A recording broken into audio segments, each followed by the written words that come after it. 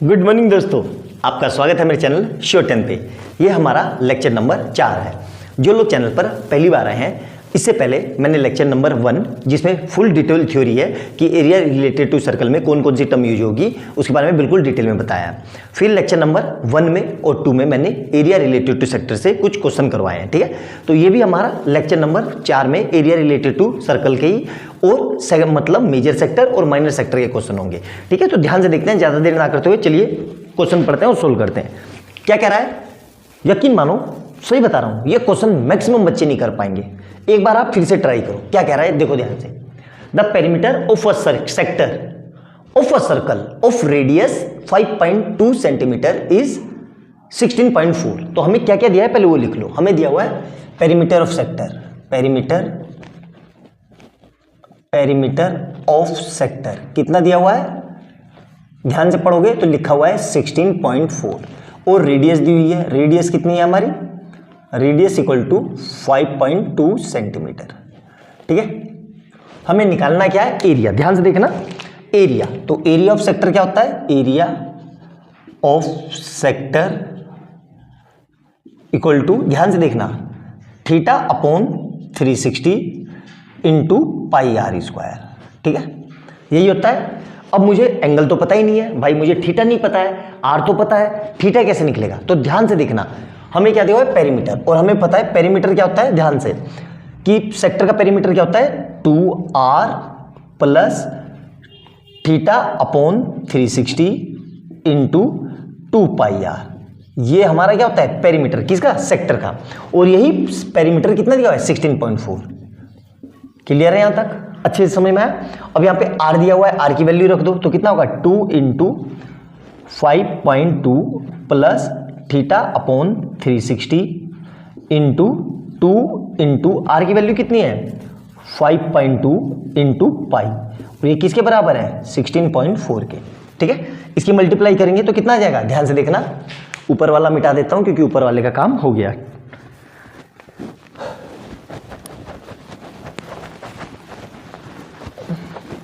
देखो ध्यान से, ये कितना हो जाएगा, 5 दूनी 10, 10.4 प्लस थीटा अपॉन 360 इंटू ये कितना हो जाएगा, 5 2 जा 10, तो 10.4 पाई इज इक्वल टू 16.4। ठीक है, अब इसको यहां ले जाते हैं, कहां पे, माइनस में, तो ये कितना हो जाएगा, theta upon 360 into 10.4 pi equal to 16.4 minus 10.4। ठीक है, क्लियर है यहां तक, कोई समस्या, मेरे ख्याल से समझ में आ गया होगा। तो यहां से कितना आएगा, आप देखो, थीटा अपॉन 360 इंटू पाई।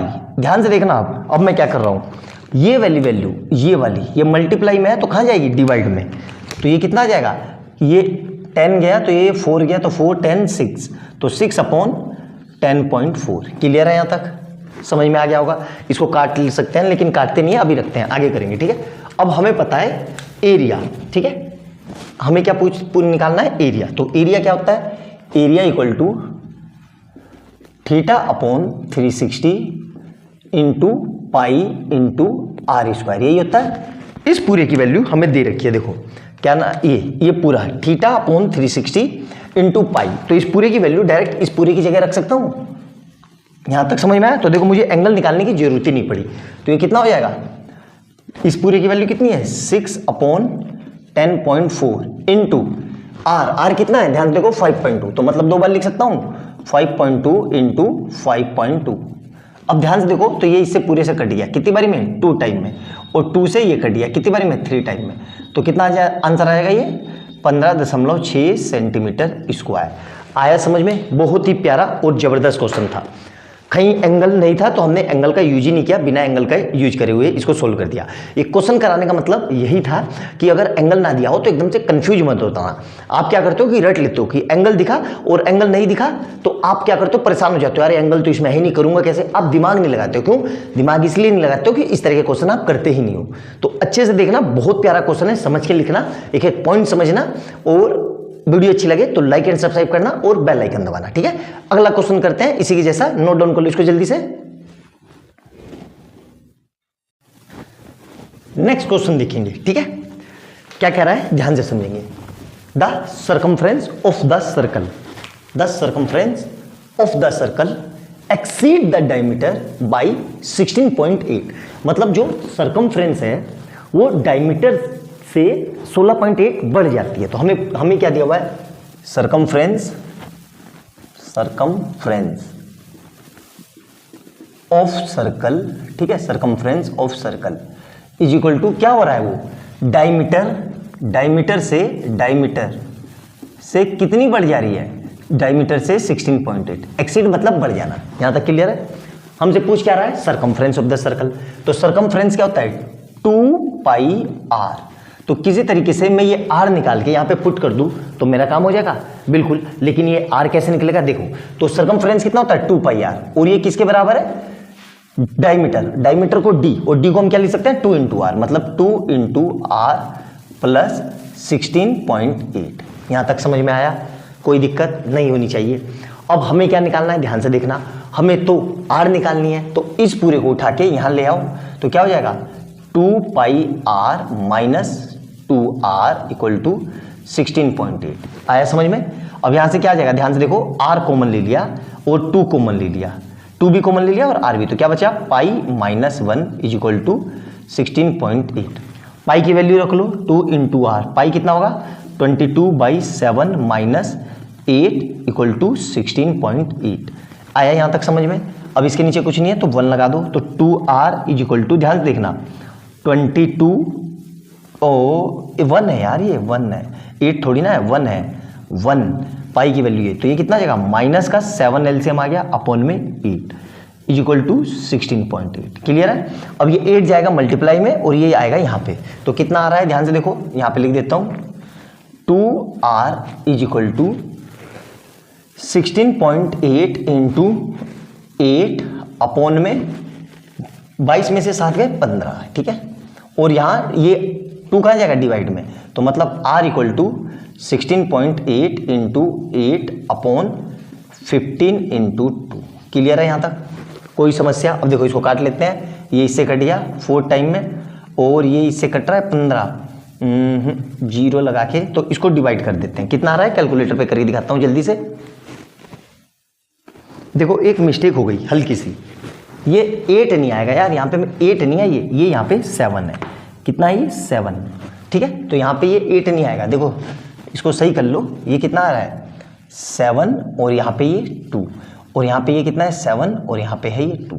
तो इसको इससे काट लो कितनी बारी में, तो ये आ जाएगा 16 का 8.4, 8.8, तो कितना आया, 8.8 इंटू 7 अपॉन 15, ठीक है।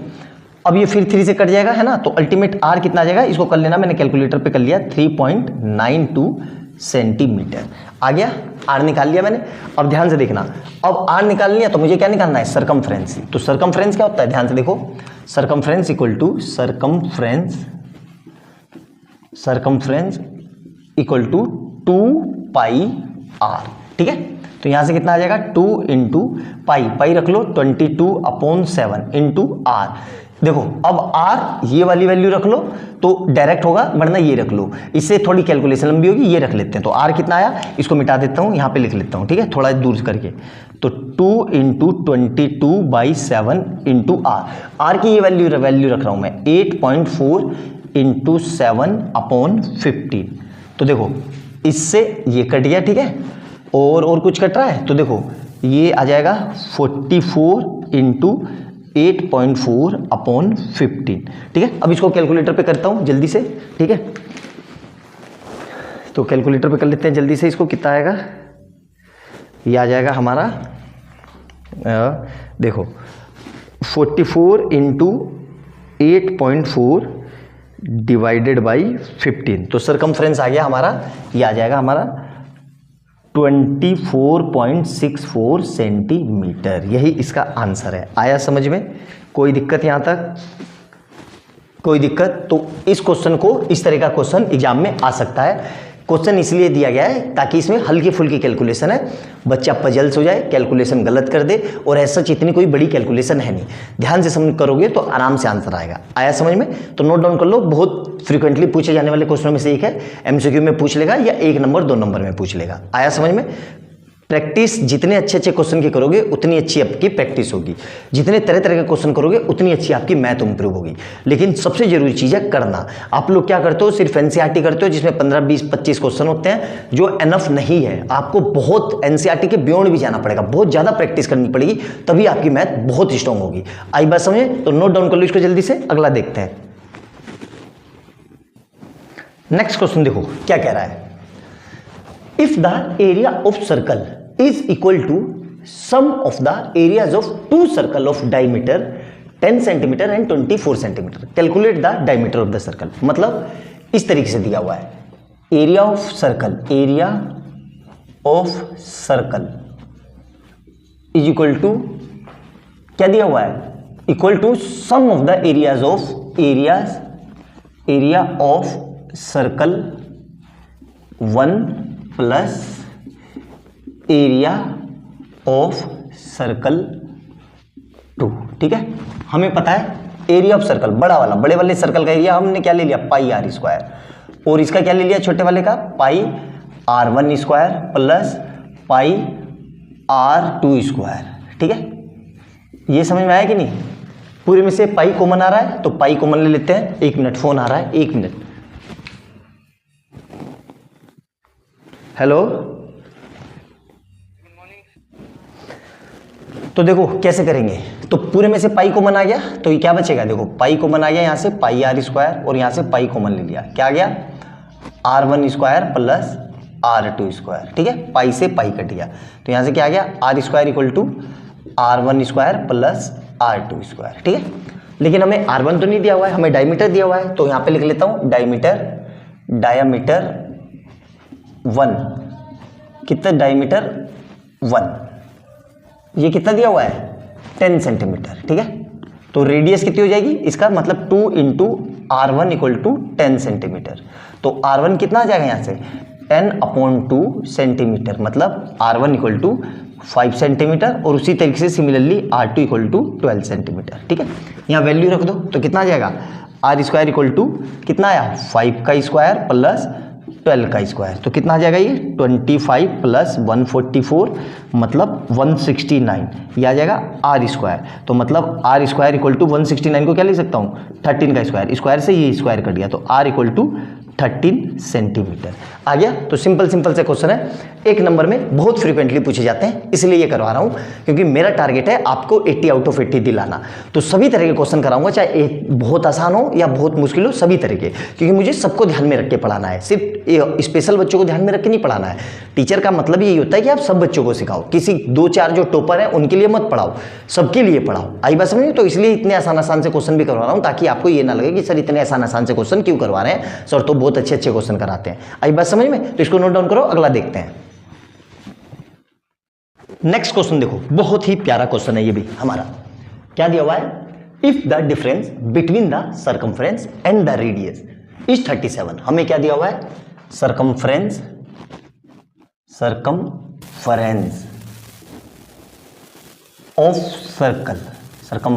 Of circle minus radius of circle, यही दिया हुआ है ना। डिफरेंस का मतलब तो यही होगा, दो कितना दिया हुआ है 37। हमें क्या निकालना है, find the circumference of the circle. तो हमें पता है सर्कमफ्रेंस क्या होता है, सर्कमफ्रेंस इक्वल टू सर्कमफ्रेंस। ठीक है, सर्कमफ्रेंस इक्वल टू क्या होता है 2 पाई आर, मतलब किसी तरीके से मैं आर निकाल लूँ और यहाँ पे पुट कर दूँ तो मेरा आंसर आ जाएगा, बिल्कुल आ जाएगा। आर कैसे निकलेगा, इससे। तो सर्कमफ्रेंस क्या होता है, देखो ध्यान से, ये होता है 2 pi r minus radius r equal to कितना है 37। अब यहाँ से आर कॉमन ले लो तो ये कितना आ जाएगा 2 पाई माइनस 1 इक्वल टू 37। तो यहाँ से आर ऐसे ही कॉमन ले लिया, 2 इंटू पाई की वैल्यू रख लो 22/7 माइनस 1 इक्वल टू 37। तो यहाँ से आर इक्वल टू कितना आ जाएगा, देखो 44/7 माइनस 1 इक्वल टू 37। ठीक है, अब यहाँ पे कैसे करेंगे, ध्यान से देखो, तो कितना आ गया आर ब्रैकेट में। अब देखो इसके नीचे कुछ नहीं है तो 1 लगा दो, इसकी मल्टीप्लाई इधर, इसकी मल्टीप्लाई इधर, तो कितना आ गया 44 माइनस 7/7 इक्वल टू 37। तो यहाँ से कितना आया आर इक्वल टू 37/7 इंटू 37। तो यहाँ से r इक्वल टू कितना आ जाएगा, ये इधर जाएगा तो 37 इंटू 7, और ये कहाँ जाएगा, ये वाला r डिवाइड में, मतलब 37। तो 37 से 37, तो r इक्वल टू कितना आ गया 7 सेंटीमीटर। r निकल गया, बस हमारा जो काम था सरकमफ्रेंस इसमें पुट कर देते हैं, कहाँ पे, इसमें। तो ये कितना आ जाएगा, ध्यान से देखो, ये कितना आ जाएगा, कितना है 2, और पाई की वैल्यू 22/7 इंटू आर कितना आया 7, तो 7 से 7 कट गया तो कितना आ जाएगा 44 सेंटीमीटर। मतलब जो सरकमफ्रेंस होगा वो हमारा आएगा 44 सेंटीमीटर। बहुत ही सिंपल सा क्वेश्चन था, बढ़िया क्वेश्चन था, है ना। इस तरह के क्वेश्चन एक नंबर में बहुत फ्रीक्वेंटली पूछे जाते हैं, इसलिए मैंने करवा दिया। ठीक है, अच्छे से देखना, वीडियो अच्छी लगे तो लाइक एंड सब्सक्राइब करना, बार बार बोलने की जरूरत नहीं पड़े, आप लोग अपने से कर दिया करो। जब देखते हो तो सब्सक्राइब भी कर दिया करो यार, और लाइक भी दबा दिया करो, कितना ही टाइम लगता है। ठीक है, नोट डाउन करो, अगला देखते हैं। क्वेश्चन नंबर नेक्स्ट देखेंगे, बहुत ही जबरदस्त क्वेश्चन है। ये भी करेंगे कैसे, पहले क्वेश्चन तो समझ में आ जाए फिर करेंगे। क्या कह रहा है, a copper wire bent in the form of an equilateral triangle has an area of 121√3 centimetre square. देखो इस तरीके से ये प्रैक्टिकली समझा रहा हूं। ये कॉपर वायर है, ठीक है। इस कॉपर वायर को इस तरीके से कुछ बेंड करके इस तरीके से ऐसे इस तरीके से इक्विलेटरल ट्रायंगल बनाया है, समझ में आ गया, इस तरीके से। तो ये कह रहा है कि इसको इक्विलेटरल ट्रायंगल बनाया तो इसका एरिया कितना है, इतना। If the same wire is bent in the form of circle, अब इसी वायर को फॉर्म करके ऐसे सर्कल बना दिया तो तब उस सर्कल की क्या निकालनी है हमें, then find the area enclosed by the wire. तो सर्कल का एरिया निकालना है। अब देखो ध्यान से, सर्कल का एरिया कैसे निकालेंगे, हमें पता है सर्कल का एरिया क्या होता है, पाई आर स्क्वायर, हमें पता है। सॉल्यूशन में लिख लो यहाँ पे, area of circle equal to pi r square. ठीक है, तो मतलब कहीं ना कहीं से मुझे आर निकालना पड़ेगा। आर को यहां पुट कर दूंगा, उसको स्क्वायर कर दूंगा तो आ जाएगा। लेकिन सर आर कैसे निकलेगा, अब इसके पीछे भी एक चीज समझो, हमें जो कॉपर वायर दिया हुआ है उसका एरिया दिया हुआ है, ठीक है। तो इस तरीके से ये इक्विलेटरल ट्रायंगल है, ठीक है। और इक्विलेटरल ट्रायंगल का एरिया क्या होता है, area of equilateral triangle, area of equilateral triangle क्या होता है, √3/4 इंटू साइड स्क्वायर। ठीक है, साइड मान लो थोड़ी देर के लिए ए मान ली, ठीक है, ए और ये, ठीक है। तो एरिया ये दिया हुआ है और एरिया किसके बराबर है, 121√3 इंटू √3/4, और साइड को क्या मान लिया मैंने, ए का स्क्वायर। ठीक है, तो यहां देखो इससे ये कट गया तो यहां से कितना आ जाएगा 121 into 4 equal to side square. ठीक है, अब ध्यान से देखो, इसको मल्टीप्लाई नहीं करना, ये किसी का स्क्वायर है, इसको मैं लिख सकता हूं 11 का स्क्वायर इंटू 2 का square equal to side square, और साइड को क्या माना है मैंने, ए। तो मतलब इस पूरे को ये लिख सकता हूं 11 इंटू 2 का whole square equal to a square. इस ए से ये कट गया तो ए इक्वल टू कितना आ गया 22 सेंटीमीटर। ठीक है, अब ध्यान रखना, अब जब हम इस वायर को वापस से सर्कल बनाएंगे तो दोनों केस में पेरीमीटर सेम रहेगा, मतलब perimeter of equilateral triangle equal to perimeter of circle. तो दोनों को बराबर कर देते हैं, ये मिटा देता हूं मैं। ठीक है, ध्यान से देखना, तो मैं क्या लिख रहा हूं, ध्यान से समझना, perimeter of equilateral triangle, perimeter of equilateral triangle, ठीक है, perimeter of equilateral triangle is equal to perimeter of circle, perimeter of circle. ये याद रखना कि जब भी हम किसी चीज को फोल्ड करके कोई दूसरी चीज बनाते हैं तो दोनों केस में पेरीमीटर सेम रहता है। इक्विलेटरल ट्रायंगल का पेरीमीटर क्या होता है 3 इंटू साइड, ठीक है, और साइड मतलब ए, और सर्कल का पेरीमीटर क्या होता है 2 पाई आर। ठीक है, ध्यान से देखना, तो ये 3 इंटू ए, साइड कितनी निकाल लिया हमने 22 is equal to 2 into pi की वैल्यू कितनी होगी 22/7 इंटू आर। ठीक है, अब यहां से कैसे करेंगे, ध्यान से देखना, इस 22 से ये 22 कट गया, अब ये 7 इधर गया तो 3 इंटू 7 अपॉन ये 2 कहाँ आएगा डिवाइड में इक्वल टू आर। तो यहां से आर कितना आ गया 21/2 सेंटीमीटर, ये रेडियस है। ठीक है, अब हमें तो एरिया निकालना था, तो एरिया क्या होता है सर्कल का, area equal to pi r square. Pi कितना है 22/7 इंटू आर। आर कितना है ध्यान से देखो, आर है 21/2 इंटू 21/2। 2 बार लिख दिया क्योंकि स्क्वायर है। तो देखो इससे ये कट गया, कितनी बारी में 3 टाइम में, इससे ये कट गया 11 टाइम में। तो कितना आ गया 11 इंटू 3 इंटू 21/2। तो इसको करेंगे तो 11 है 33 इंटू 21 को, इस 21 को मैं लिख लूँ 20 + 1। तो यहाँ से कितना आ जाएगा, और अपॉन में 2 ऐसे ही रहा, तो ये कितना आ जाएगा 33 66 0 + 33 अपॉन में 2। तो ये कितना आ जाएगा 693/2 सेंटीमीटर स्क्वायर। फर्दर इसको पॉइंट में लिख सकते हो, नहीं भी लिखोगे तो कोई दिक्कत नहीं है। आई बात समझ में? तो इस तरीके से इसको हम सोल्व कर सकते हैं। बहुत ही प्यारा और जबरदस्त क्वेश्चन था। बहुत फ्रीक्वेंटली इस तरह का क्वेश्चन पूछा जाता है और बच्चा कहीं ना कहीं स्टक हो जाता है।